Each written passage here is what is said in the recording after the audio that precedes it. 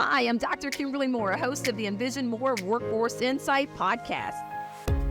Join us as we explore workforce and leadership through an innovation lens with leaders from across the country in every industry. Whether you're in education trying to crack the code for workforce or industry seeking to address your workforce talent strategy, or maybe you just need to be inspired, we've got you covered. Tune in, save us as a favorite, and let's innovate together.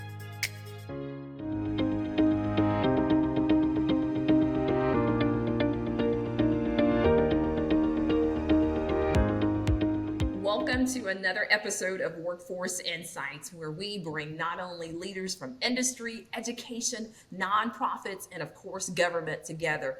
Through this leadership, not only do we think about workforce development and the efforts underway there, but also using an innovation lens, we look at the opportunities for collaboration and connecting those dots and removing any silos that might exist.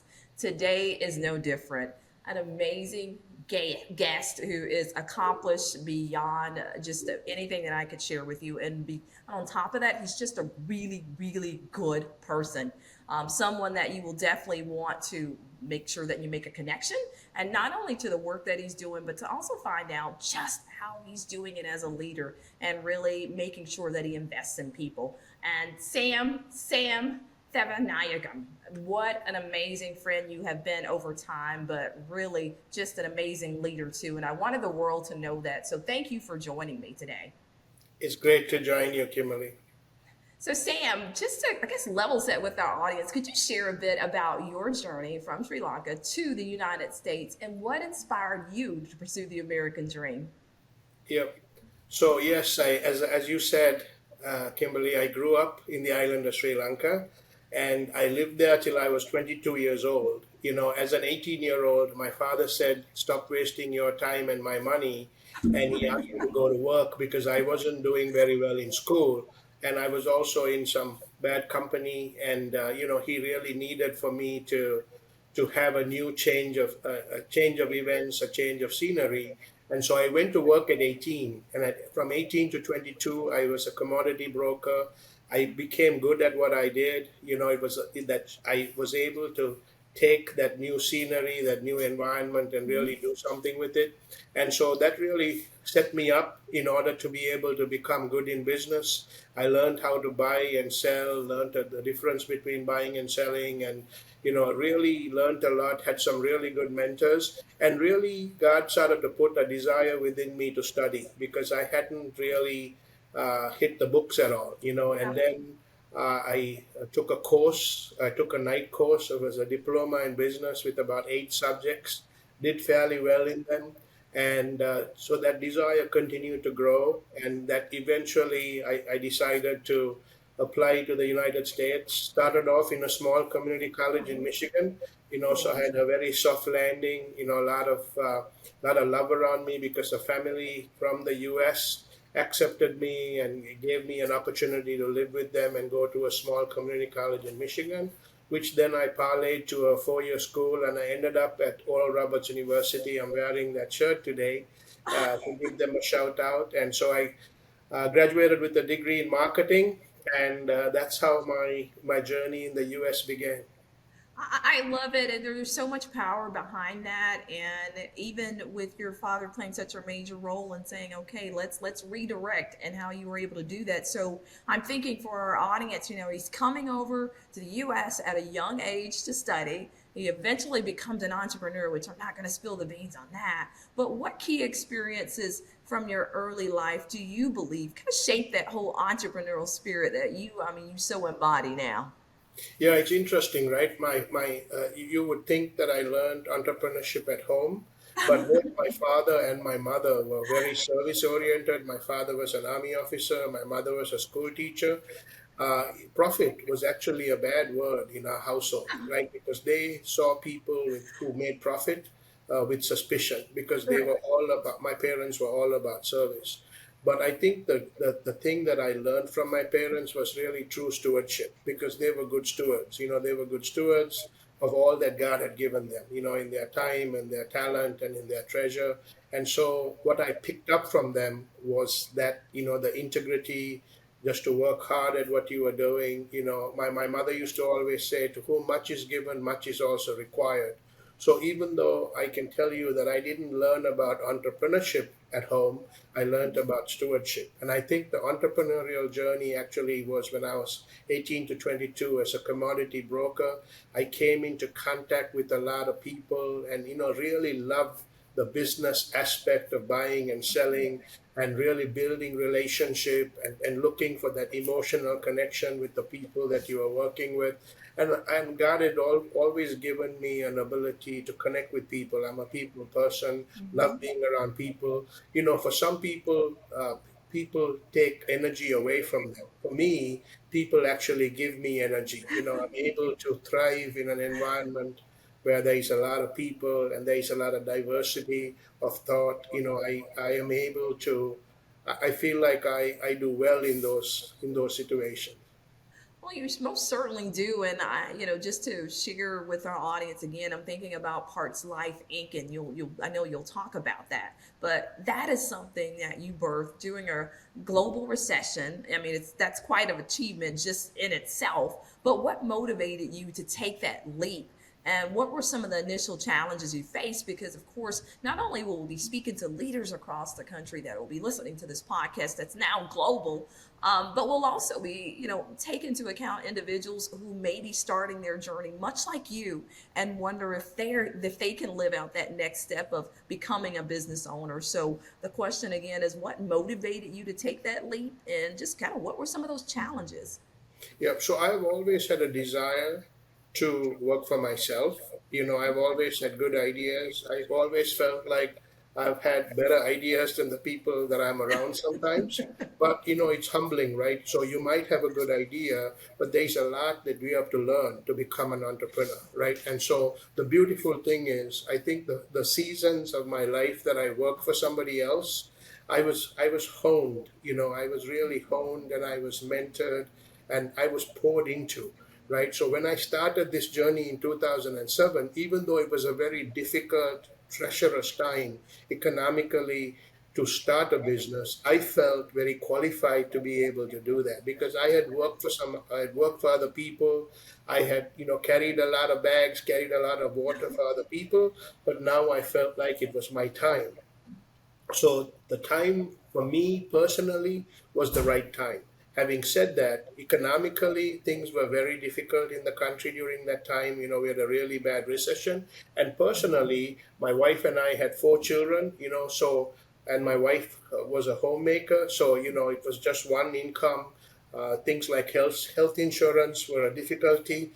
Making sure because I had 3 sons playing popcorn or football. If they got hurt, we needed to make sure we had health insurance. So they were treacherous times, a lot of crocodiles in the water, as someone would say. But on the other hand, I had like faith in God, faith in myself, faith in an idea that this was going to work. And I think it was part of the American dream, and it was my time to do that. I had burnt all of the boats behind me, so there was no coming back from what I was looking to do. The only way was to go forward. I love that. Could you share with our listeners Parts Life Inc. About the company, and then we'll kind of move in other further into our conversation. Yep, it's interesting, right? So when I was working for somebody else, when I was working for another company, I was in Europe and I came across the name Parts Life. And that name really stuck. And the amazing thing about the name Parts Life was it was not necessarily this organization that I visited was not in the commercial domain. They were actually an organization that was put together by all of the OEMs in Europe as a way to be able to handle the cradle to grave responsibility. So it was more a trade organization, not a commercial organization. So when it was my turn to name my company, it's very interesting. I was frustrated because I couldn't come up with a name. And I was that young rascal when I was in school that had a nickname for everybody. I was very good at coming up with nicknames. I was very quick witted. And yet, when it came to naming my company, I couldn't come up with a better name than Parts Life. And so I have always, one of the things I teach is I say, start with what you have, right? What I had was the name Parts Life. And I knew that all I needed to do was I had to get a flag down to make sure that I had something to rally around. So I said, I'm going to start off with Parts Life. And if I had future revelation about changing the name, I would. But I wasn't going to fuss over whether this was the right name or not. So, with a lot of, I wasn't that happy about it, but I said, you know what, Parts Life, and I'm going to go forward. But the amazing thing is, God, who knows what we need before we ask, and one of the things that I like is the fact that as you think about God, from the foundations of the earth, He already knew what it is that I was going to do, right? And so when I found this problem that the Department of Defense had, which was that they had a lot of very expensive and mission critical assets where they had a lot of parts issues. And that problem that I found, that I stumbled into 17 years ago, is even greater today than it was 17 years, 17 years before this. So Parts Life, the name Parts Life is this completely describes what it is that we do. Some people mistakenly call me Parts for Life, and that would be a good name as well. But so the amazing thing is that's how Parts Life came to be. When I first started it, I was going to be in the automotive industry, but as you know, 2007 and 8, the presidents of GM, Ford, and Chrysler were in DC looking for money to bail them out. So it was not the right time to be in automotive. And so I had to pivot very quickly from wanting to go into the automotive, which I understood, to something completely different, which was the Department of Defense. Wow. I mean, it's such, and again, for our listeners, and I know that they're going to Google you up. So, national, international, could you give them just some idea of the scope? Yes, so we are definitely involved globally. We are selling in Egypt, we are selling in Israel, we are selling in England, in Australia. Yes, so wherever we have friends, where the US has friends and allied countries, we are also selling there. But our primary customers are here in the US. There is so much work that we have to do in the US because the US has the largest military in the world, and because they have a large military, they have a lot of large military assets. Many of these assets are getting older. That I am 61 years old.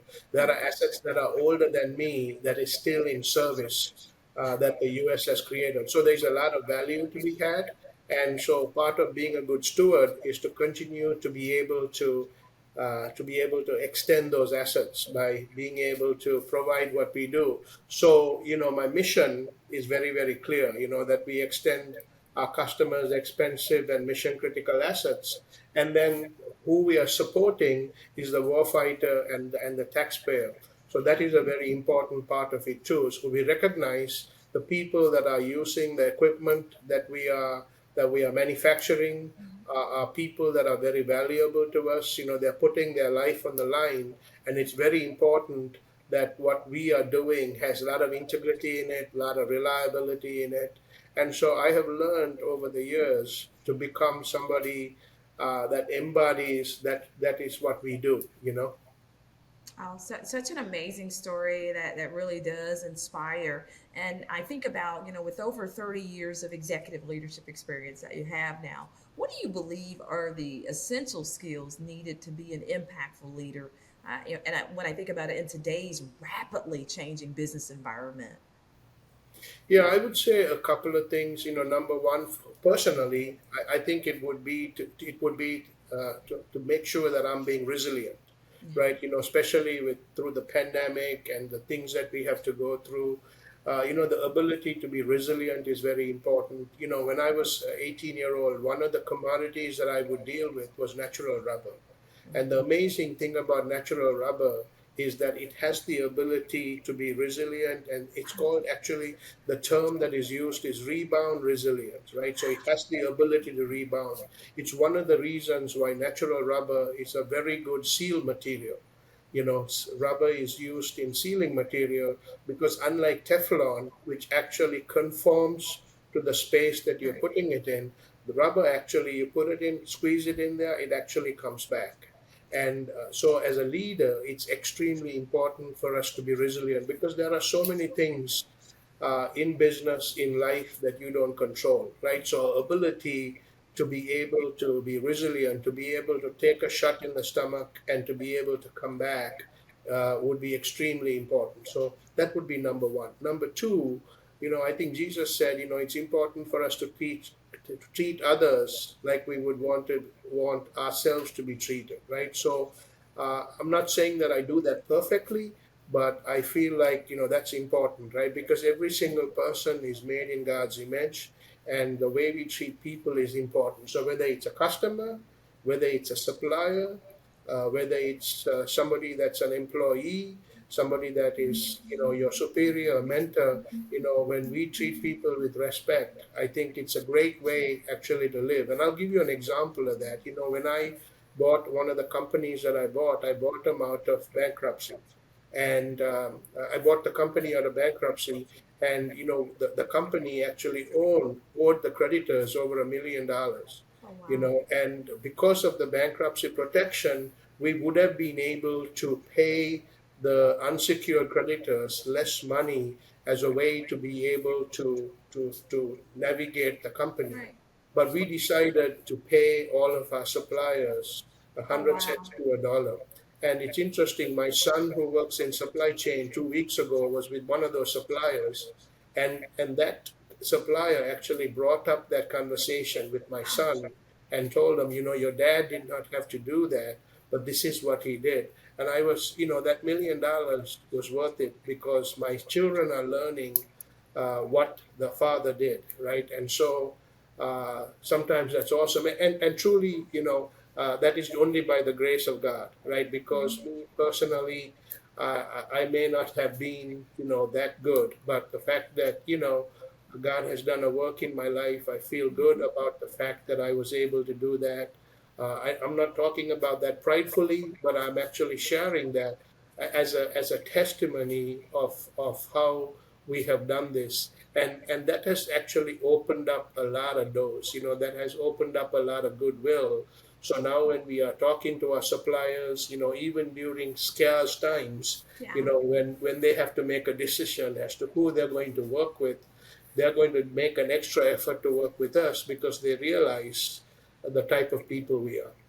Type of people that you are and that you're going to do right, even Yep. when there's an opportunity to do wrong. I love that. And I think that story, one, will never get old and just as invaluable, regardless of where you are in your leadership journey. Just a reminder of even though there's another door, choose the right door, choose the Yep. right door that will and pay off. also and also in business, you're always trying to leverage power and stuff like that, right? But how you use that leverage is important, right? Yes. So on one hand, we want to leverage buying power with our suppliers, but more than anything else, we want to leverage our relationships. I'm very careful about not squeezing our suppliers so much that there is not enough there for them. The Bible talks about that, right? The Bible in the Old Testament says, hey, when you're actually talks about in an agrarian society, like when you're actually, taking care of yourself, make sure that you leave a small part of it,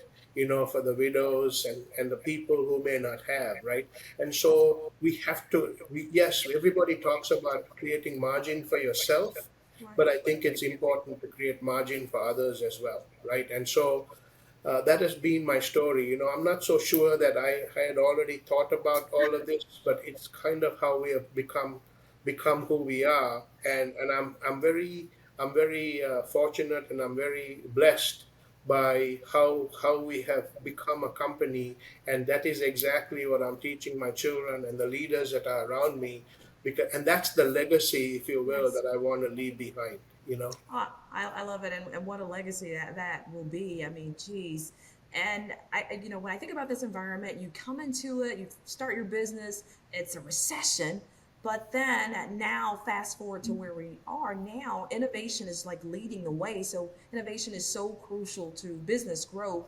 How have you integrated innovative practices into Parts Life Inc. and your other ventures just to stay ahead of the industry?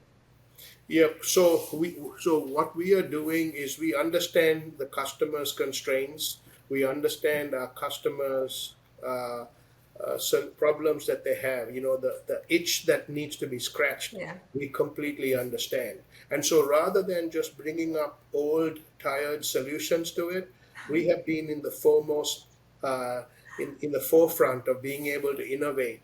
So it's old problems, but we are finding new ways to be able to solve that, right? And so we have really leveraged the small business industrial research grants that are available out there.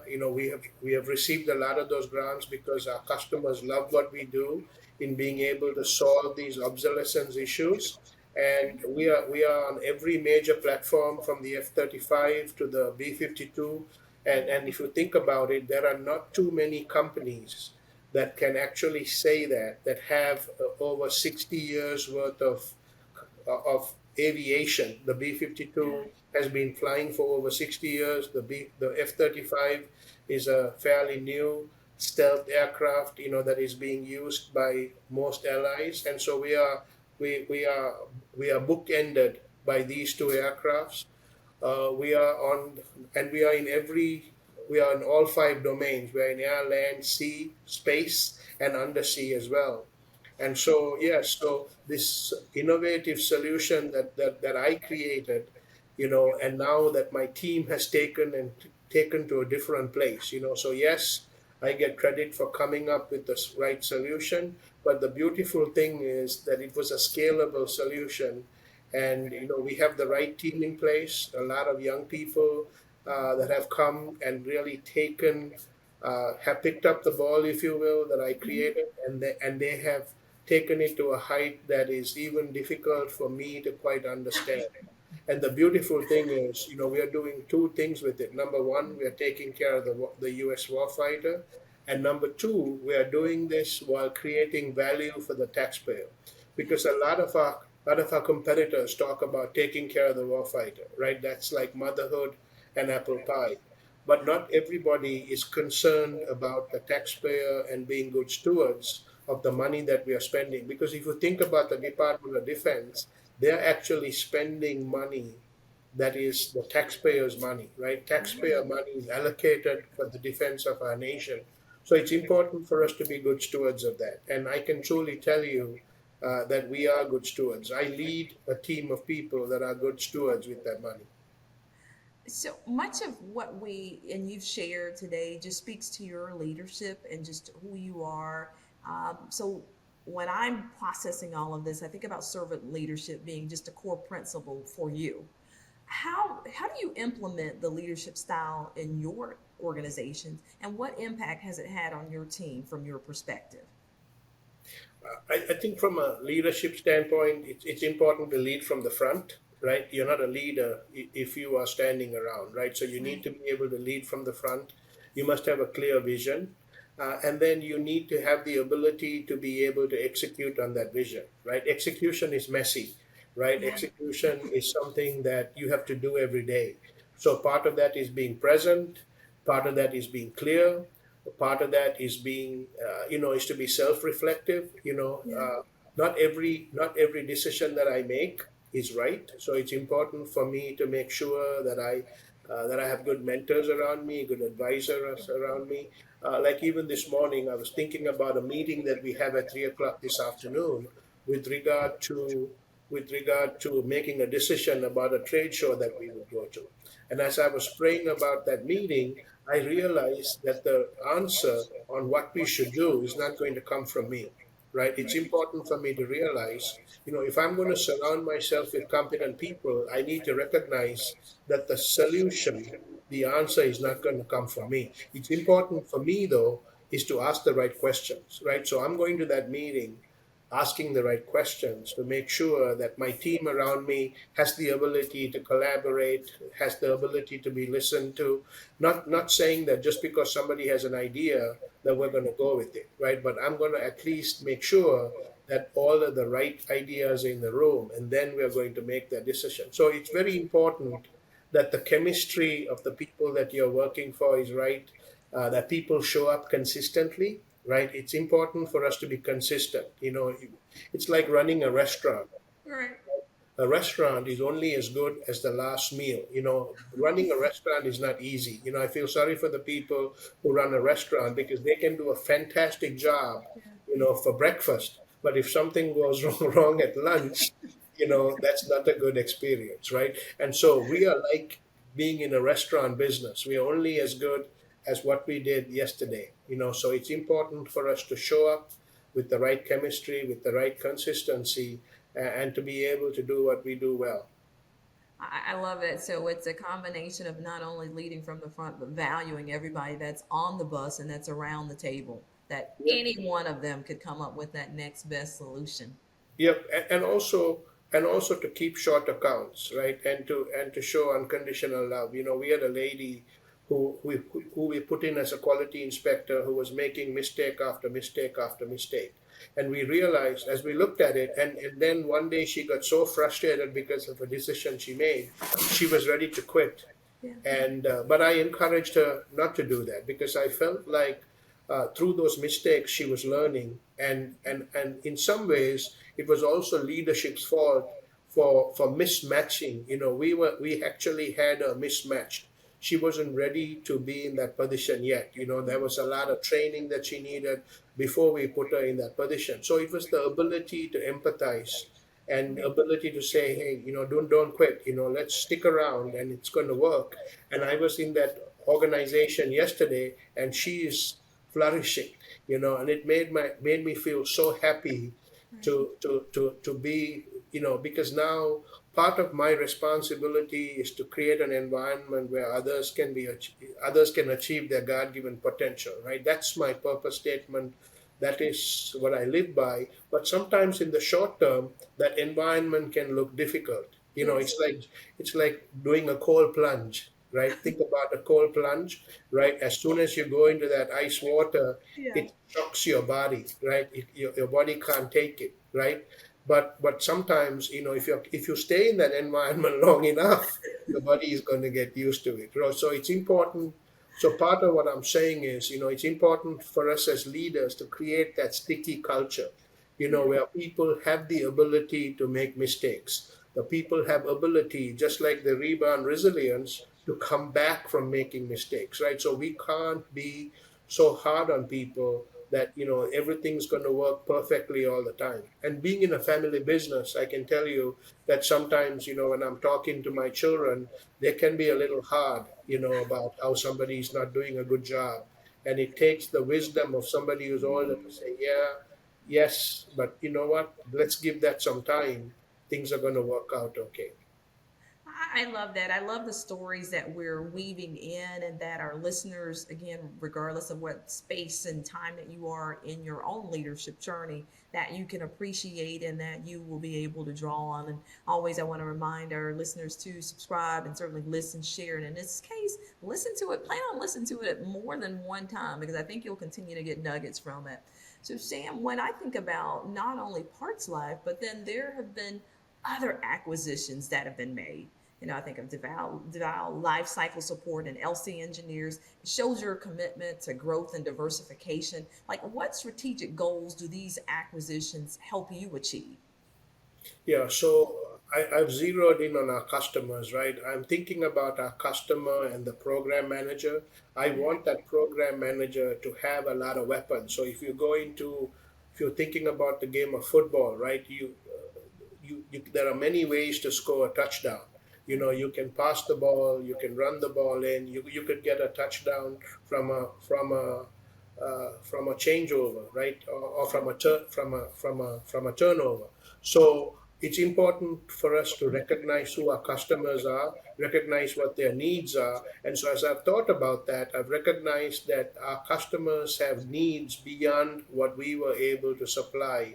So we have integrated vertically in some cases. We are also looking at some horizontal things as a way to be able to continue to make sure that our customers are being serviced, right? And so that's not so. Yes, we have acquired companies as a way to be able to grow our business, but we also think in terms of our extended enterprise, right? Which is suppliers and sub suppliers that are doing work. And so we just became a mentor in the mentor protege agreement with our with the DoD, where we are now a qualified mentor. So we are looking to mentor smaller organizations so that we can bring them along as well.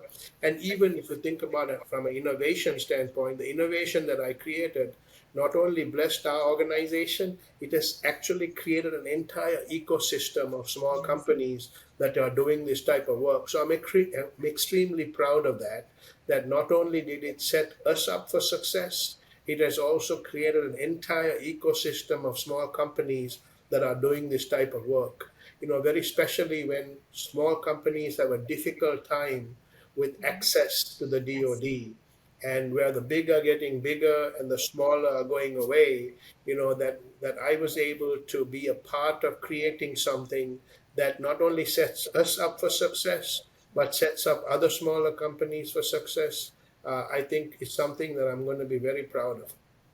There are really so many. I know the listeners don't know you as well as I do, but I will tell you everything that you're hearing today in terms of that investment and giving back, and even what I'm just learning in this conversation, where they're taking on the role of being a mentor to other small businesses. I mean, it's such a critical need, and I won't call it a rarity, but Sam certainly is a gem when it comes to not only his know-how with business, but more importantly, his know-how with people. And that really matters as a leader. One of the top skills right now that's being sought after is this whole empathy and this connection to people. And Sam has that down pat.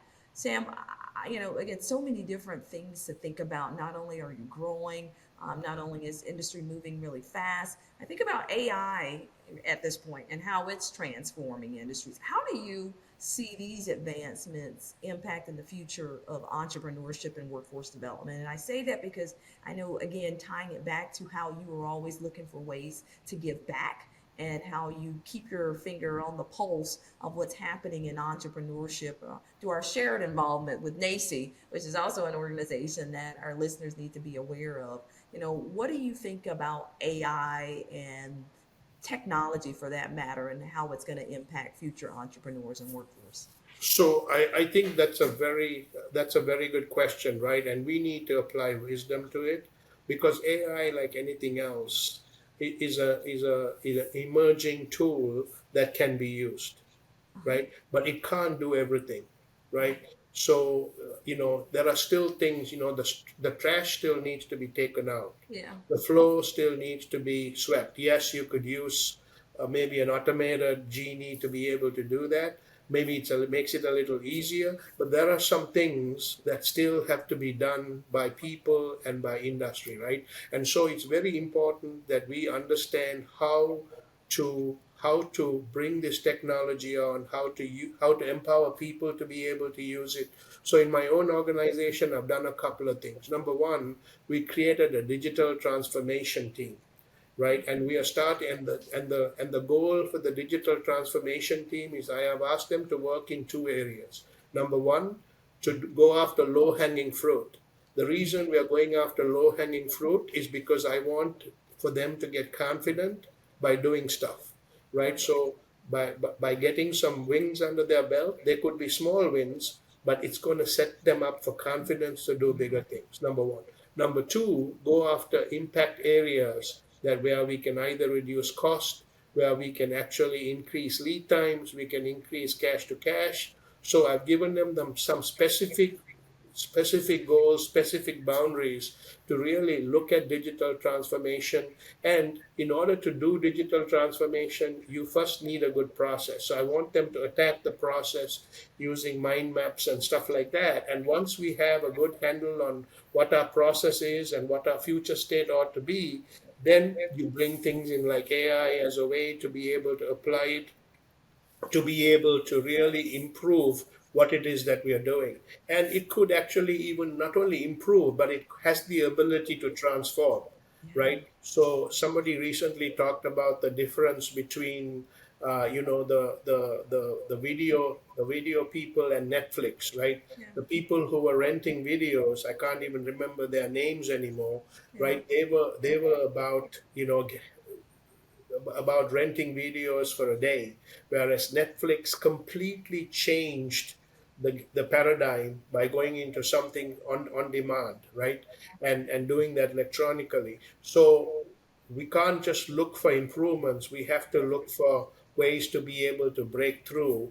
And so certainly we are looking at that. And me personally, I'm actually taking an executive level course on AI and strategy because I want to make sure that while I'm very interested in empowering the organization, me personally, I need to make sure as to how AI can actually change our strategic landscape going forward. So this summer, I'm actually taking an executive level course as a way to be able to do that. And it's funny because a mentor said to me, Sam, you don't have to pay for that course.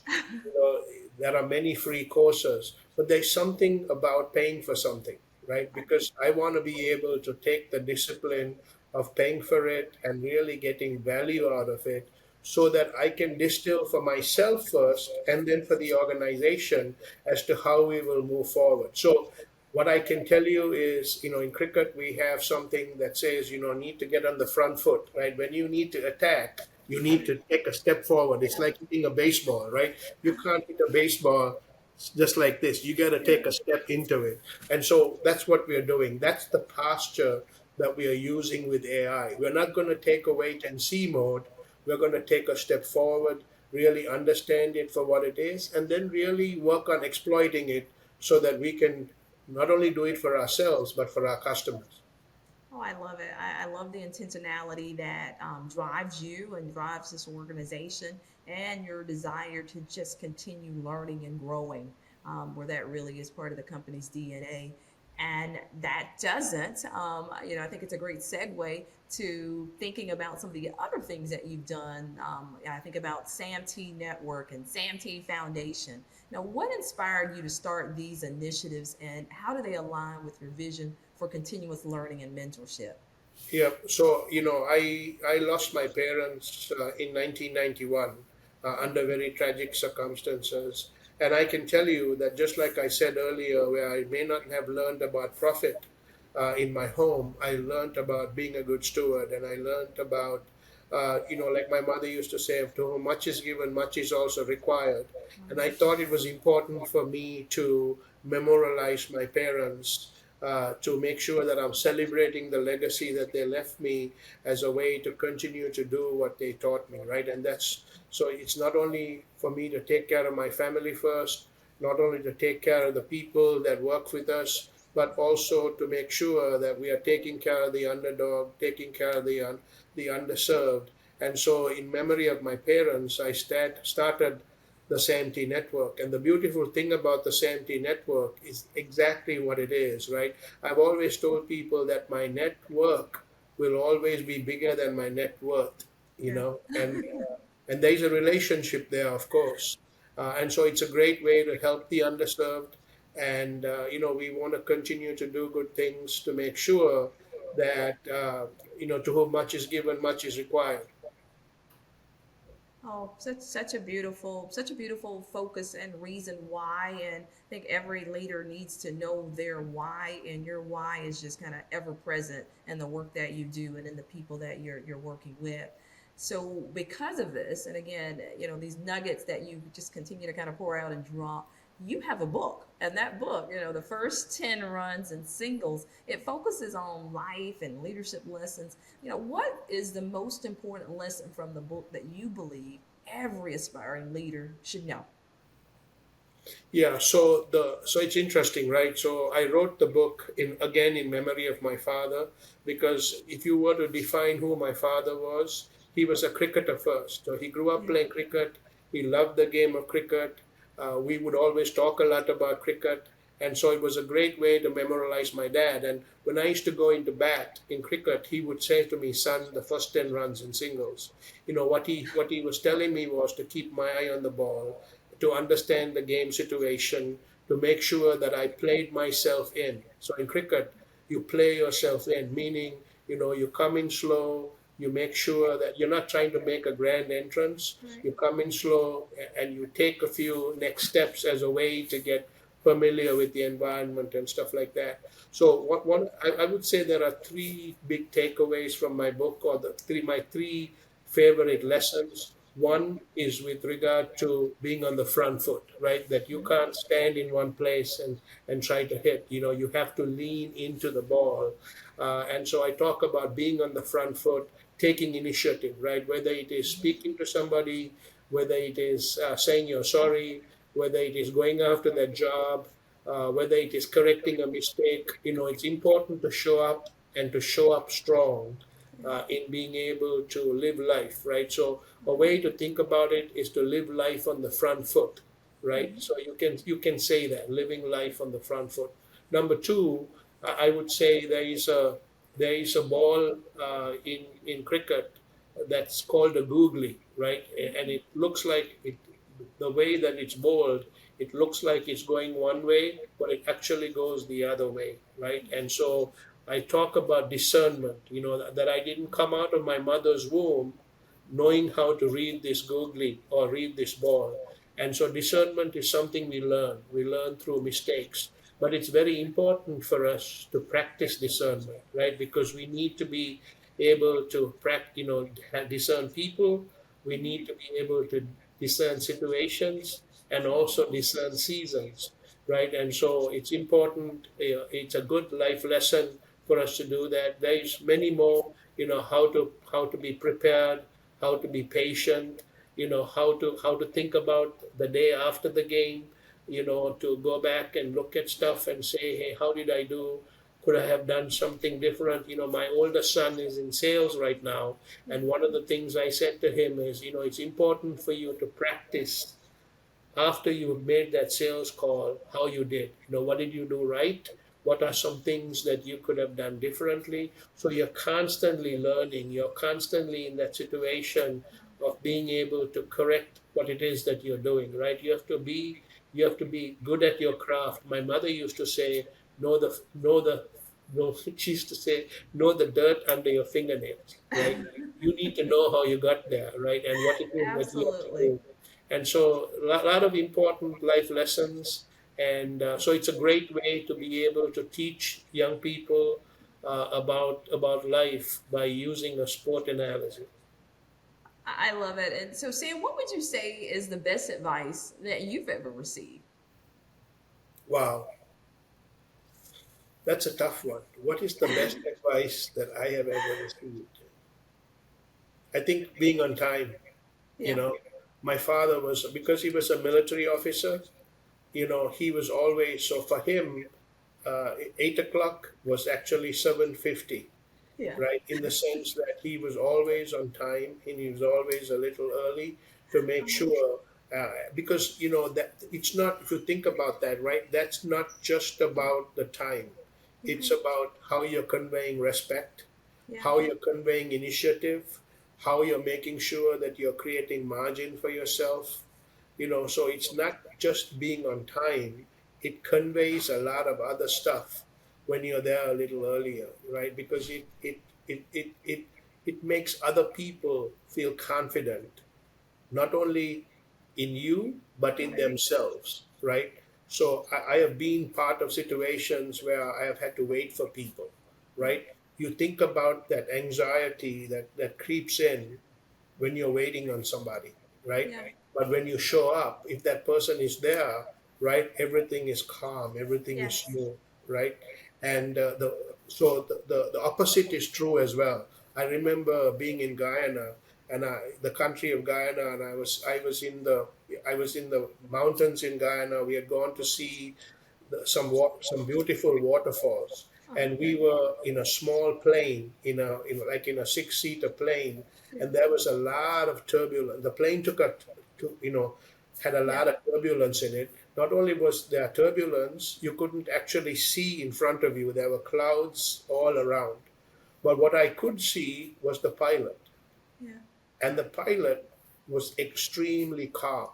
So because he was calm, You were I calm. was calm, right? So much of life is about confidence, right? And so not only do we need to be confident of ourselves, but we need to be able, when you lead, and if you are confident, and if you are competent, and if you're showing up correctly, right, it makes the people around you feel secure, right? And so where there are so many people who are so anxious and who are so fearful, when a leader shows up with confidence, it makes the entire difference to the whole tribe, right? And so to me, I think that would be the advice that, that my father didn't necessarily, yes, he gave it, but he showed it, He right? showed He, it.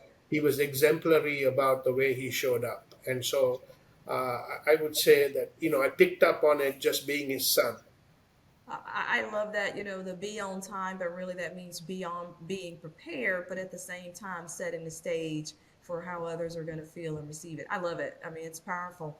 And Sam, I can't believe that we're drawing to the last question. Please know that you are always welcome back to the Workforce Insights virtual studio, but I want you to pick up your crystal ball and looking ahead. What are some of the biggest opportunities and challenges that you see for entrepreneurial education? And I think about, preparing students for that future workforce and possible business ownership. What do you see? Yep. I would say from an entrepreneurial standpoint, a lot of young people want to be entrepreneurs, but I think it's very important for them to learn their craft first. You know, having a good idea. So it's interesting, right? In there's a difference between having a good idea and being able to apply that idea in the marketplace in a scalable way. So what is in between a good idea and something that is marketable, that is scalable, is Yeah, called the valley of death, yeah. right? A lot of great ideas are in this valley of death Mhm. because they don't necessarily have the ability and the foresight to be able to scale. So I would tell young people who want to be entrepreneurial that they really need to go to work for somebody and to be able to work in industry for a while. And while working is to be looking for opportunities or looking for a problem that they can solve. Recently I was at a cigar lounge and I was smoking a cigar with a lot of young people. There was about 4 or 5 young people, and every one of them wanted to start a business. Oh, wow. And the business that they wanted to start was another cigar lounge. And my question to them was, do you feel like that there is a need Right. for you for and they started talking about, well, there's a lot of young people smoking cigars, and I was like, yes, but what would you do with the spare capacity? People don't smoke all day long, Right. and there's a lot of barriers of entry. And what I was saying to them is, you have to find a problem to solve in order to be able to become entrepreneurial. So without an itch to scratch, Yeah. there is no entrepreneurialism, right? So you can be entrepreneurial at your work, Yeah. working for somebody else, and really take initiative. Start with what you have, creativity before capital. These are all good concepts that can be applied while you're working for somebody. It's what I did. I worked for 20 years for somebody else, and I really became good at a lot of different things, right? Because in order to be an entrepreneur, you have to be an all-rounder, Right. So in baseball, right, it would be not only be a pitcher, but you also need to be able to hit the ball, and you Yeah. need to also be able to feel the ball, and it all starts with you. So I think there is a lot of scope for being entrepreneurial. Right. I think there is a lot of good resources out there, like the organization that you and I belong to, which is NASI, that really teaches entrepreneurialism, really sets people up to be successful in that.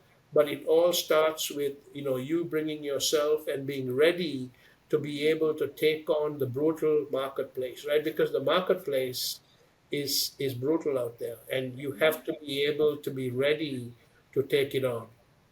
Such sage advice. And again, I know I've shared with the listeners that they need to watch it again, but I'm going to watch it and listen to it again as well. Sam, thank you so much for joining us today. Workforce Insight listeners, thank you so much for your continued not only downloading, but listening and sharing and making sure that this message that we're communicating with all these great leaders, that it's actually being impactful and that we're going out and we're being innovators and we're doing that next step that makes not only our country better, but also our world better. So thank you for doing what you do. Please remember, as always, to like, share, and subscribe. And until the next episode, see you then.